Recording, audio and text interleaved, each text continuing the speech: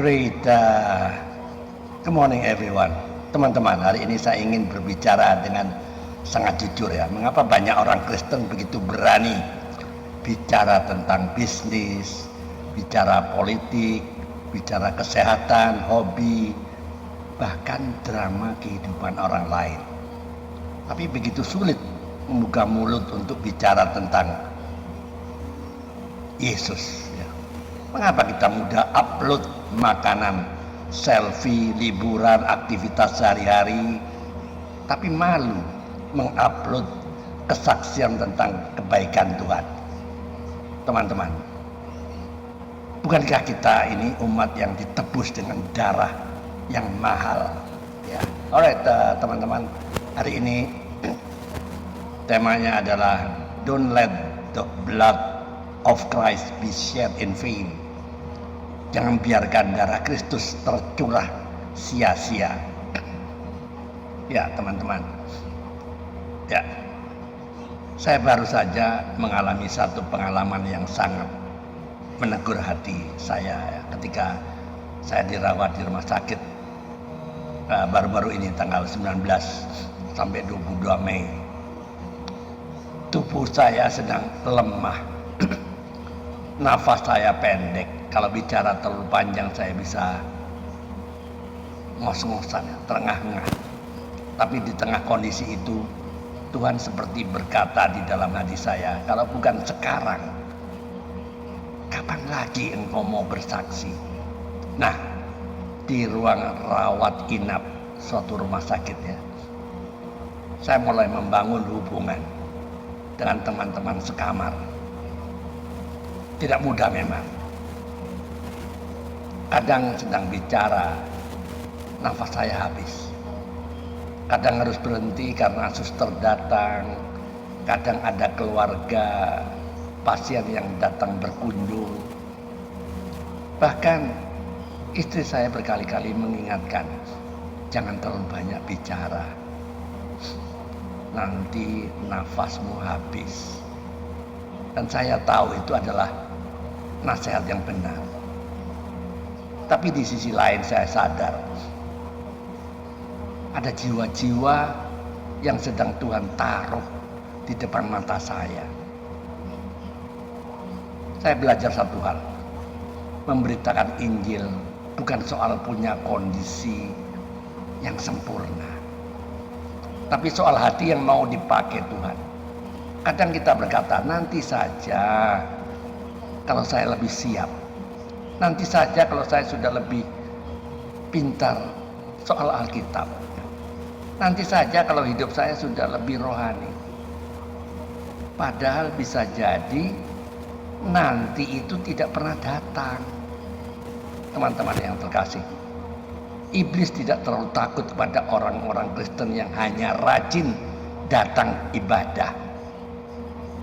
Tapi iblis takut kepada orang yang percaya, yang mulai berani membuka mulut dan bersaksi tentang Yesus.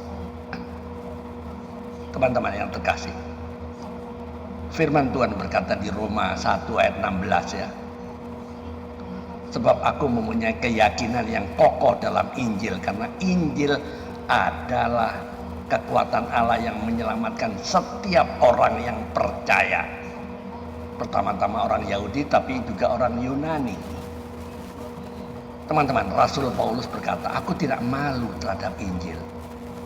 Pertanyaannya kita hari ini ya, apakah kita masih punya keberanian itu, atau jangan-jangan kita lebih takut kehilangan penerimaan manusia daripada kehilangan kesempatan memenangkan jiwa? Teman-teman, tiba-tiba saya teringat tentang Petrus ya. Dulu Petrus pernah menyangkal Yesus. Berapa kali? Sekali? No. 3 kali dia menyangkal Yesus. Di depan seorang pelayan perempuan saja dia takut mengaku mengenal Yesus. Tapi setelah dipenuhi Roh Kudus, Petrus berdiri dan berkhotbah di depan ribuan orang. Apa yang berubah? Bukan situasinya, bukan. Tapi hatinya disentuh oleh Roh Kudus. Teman-teman, keberanian bersaksi bukan berasal dari keberanian manusia. Itu berasal dari api Roh Kudus. Saya juga teringat tentang kisah perempuan Samaria di sumur ya, waktu bertemu Yesus. Dia bukan pendeta, bukan ahli Taurat, bukan orang suci menurut standar masyarakat di situ waktu itu ya.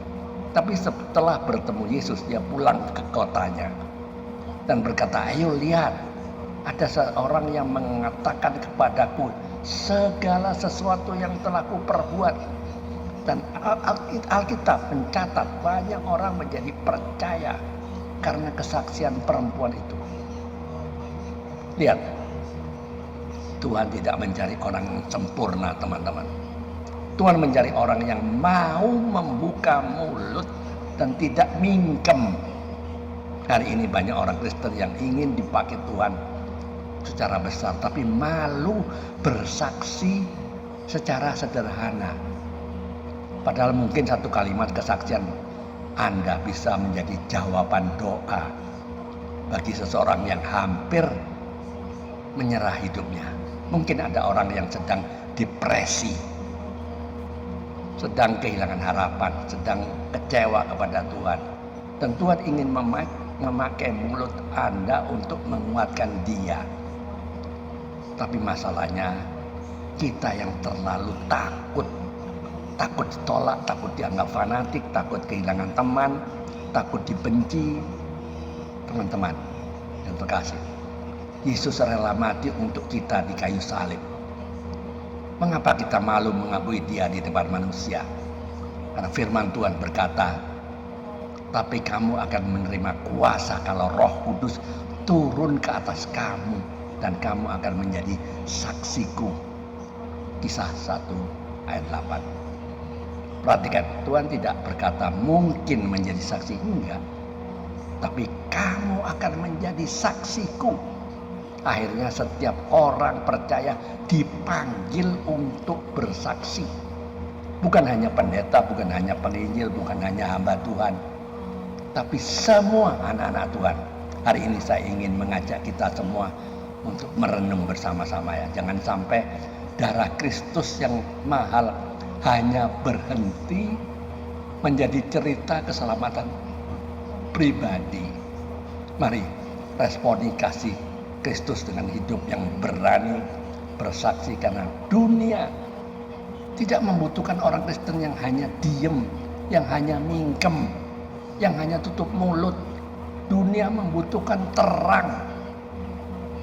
Izinkan saya menutup dengan 2 kalimat sederhana. A silent believer cannot shake a dying world.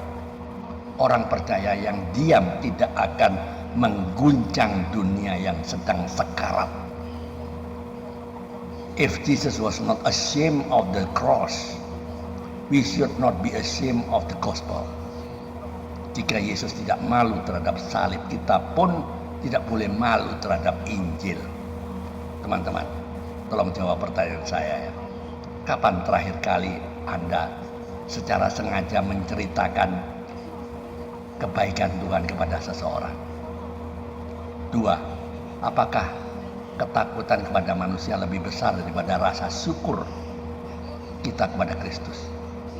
Tolong renungkan jawaban Anda masing-masing. Teman-teman, hidup kita ini terlalu singkat untuk dipakai hanya mengejar kenyamanan diri sendiri. Mari gunakan mulut, hidup, dan kesempatan yang Tuhan berikan untuk menjadi saksi Kristus. Karena satu hari nanti di surga kita tidak akan menyesal telah bersaksi, tapi mungkin kita akan menyesal karena kita terlalu banyak diam. Itu, mari kita tunduk kepala, kita berdoa. Tuhan Yesus, ampuni kami kalau selama ini kami terlalu takut untuk bersaksi tentang Engkau.